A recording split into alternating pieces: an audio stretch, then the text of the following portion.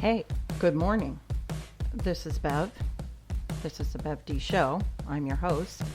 It is October 30th, 2019, and I'm doing a little bit of a different show today. I woke up this morning as I do every day. As soon as I turn and pivot and put my feet on the floor, I just say thank you. Because I'm thanking God for another day, for continuing to be here on this earth. I know that there are greater things for us all beyond, but for now, I'm here on earth, and I made a decision over, I don't know, maybe when I was 5 years old, that I had a dream about having a radio show, about teaching, about speaking and writing. They are my two favorite things beyond the people I love. And so here I am. And you may or may not know, it was over a year ago, all right, fine. It was in September 2018. I met a very special person. His name is Tim. And we were having coffee, and we just started, of course, talking as you do when you meet someone new, and you tell them, you start opening up and telling them what your dreams are, your aspirations, what gets you going and motivated in a day, and what you feel like your purpose is. And I shared with him that I'd always wanted to be on the radio, that I always wanted to have a show, until I realized that I could be put in the hills of West Virginia, far away from my family, and I wasn't quite ready to do that. That is an excuse, of course, but it really is who I am. My daughters all dreamed of going to college and moving on, and they did. I wanted to stay and keep my young roots at home. I'm the youngest of 7, big family, and just wanted to kind of hang out here in this northeastern Ohio area. So I didn't pursue that, but I always dreamed of it. And every job I was in, I found myself writing plans, writing their lesson, their marketing materials, their manuals. I converted a billing system once. That was pretty exciting and beyond whatever I thought my intelligence would be. And I found myself falling into these things, but I was never recognized or really paid for it the way that I want to, so I could make a living at it. And it's my hope that someday that's what happens with this little bit, this little show that I'm doing. It's not out of arrogance or conceit or something that you might think about a radio or a television personality. It's something that I feel we can all make a difference. And if we're doing our passion, some people, their passion is to build houses, and they build the most magnificent things for people to raise their family in, to have some good laughs and cook some good food in. Some people, their passion is to make sure that all of our plumbing and sewers are right, and they crawl down in manholes and risk their lives on a daily basis, and they actually work underground. There are a lot of people that are living their dream by doing things that some of us might never imagine would be something they would be passionate about. So this is mine. And I always say, and I always talk about the scene from City Slickers, number one, only helping one. And that's what I hope that I do. And turns out I'm getting some responses and things from others, and I am very grateful. So today, and I thought about this last night on my way home. I was coming home from a dinner after work.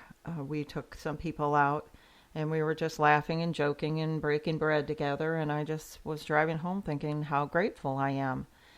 But there's something funny I wanted to thank people for today, and it's a little bit odd.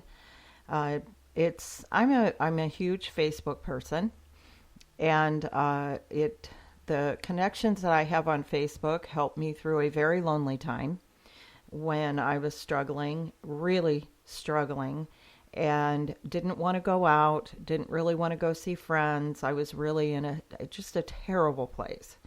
And not that it was so wretched or horrible or my life was so awful. I just was sad. And I found myself becoming what you could say addicted to Facebook. And so we would say, we post things. There's a group of my friends. They're so special in my family. And we post things that are funny, that are sad, that we intentionally put out there to make each other cry. At least I do. And, you know, songs, memes, whatever. And I started thinking about some of those today and how special there's a core. I have quite a few Facebook friends and connections from school, from when I was in my early 20s and a partying girl. Not that I don't still party, but going out, I have like decades of pictures and snapshots of my life where I have these friends. And I've worked several jobs, so many. And from those jobs, I'm coming to a point in my life where it was sure I gained experience from working there, but I also have lifelong friends. So started in my career, my working career, if you will, and no matter what I was doing, I've got a lifelong friend from that work. And so I'm very grateful for that. But you lose touch and you lose sight of some of those people along the way. Life does what it does and moves people around the country and the world. And Facebook connected me with them. And people can say it's an evil, that, you know, there's so many issues with it. And if it went away, I hope that in a fast hurry, we all collect our phone numbers so that we can keep in touch. Because I love it for those reasons. And I continue to connect with those. But I wanted to share something really kind of unique with you. When I see a post, I know almost exactly who shared that post. I'm at that point. And so I have this really cool group of friends where I wanted to just give them thanks and just share with you a couple of things. And I'm going to play some really sappy music. I hope this works. And just share with you my thanks. To my sisters, Cleo, Barbara, and Linda. We share pictures of our family, of our pets. We go through the death of our pets together.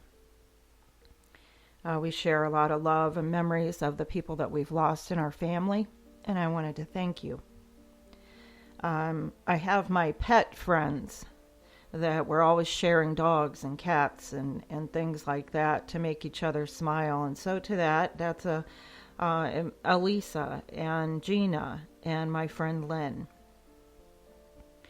I'm obsessed with decor and houses and style and such. And so for that, those friends end up being my sister Cleo, my friend Denise, my lifelong friend Denise, and Gina. So thank you.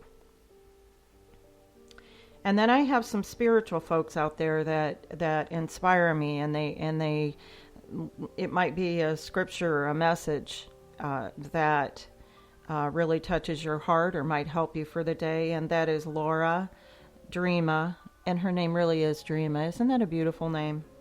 And Brenda and Bob, and of course my lifelong friend Denise. And then I've got my music friends. We share old rock songs, and we share songs and just put the caption "turn it up" because we know it might touch them. And that is Mark, Bob, Denise, and Linda. If you use Facebook, think about who you're connected with and how you can use it and how it might help somebody and brighten their day. I've also got some political feisty friends. My daughters are not on Facebook the way I would like them to be, but that's okay. It was my oldest daughter, Kate, that actually got me started on Facebook, and I'm forever grateful because in those lonely times, it really did help me. And so to you, Katie, I thank you.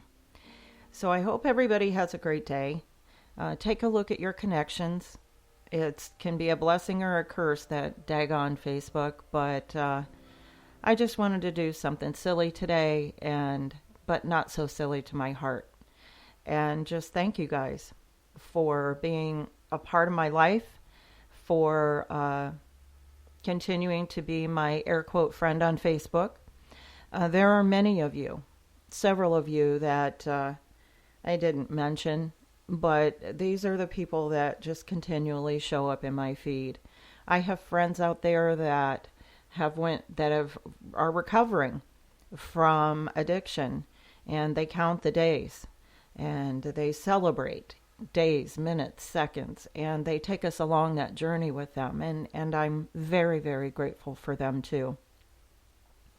So I leave you today with thanks, and a big thank you, and I thank God, and I'm putting this out to the universe to ask you to take a look, a step back as to what Facebook is, or social media. Instagram's out there, Twitter, everything, and some of those sites, it's just too much. They're hate filled, or there's a lot of anger out there. I always like to look at the comments below a post and see what's really going on out there in the world.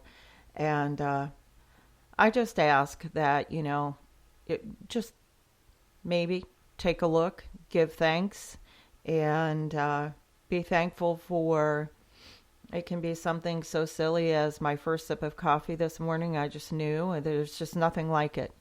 And so I'm I'm grateful for something as silly as that. But I am forever grateful. And when I get down, it is the first thing I do is I count my top 10 blessings. And it's amazing what happens in those top 10, what it might be day to day. But do that, because nobody gets out alive. We only get so much time here. So for all of you that might feel a little bit lonely, or that someone doesn't love you, I do.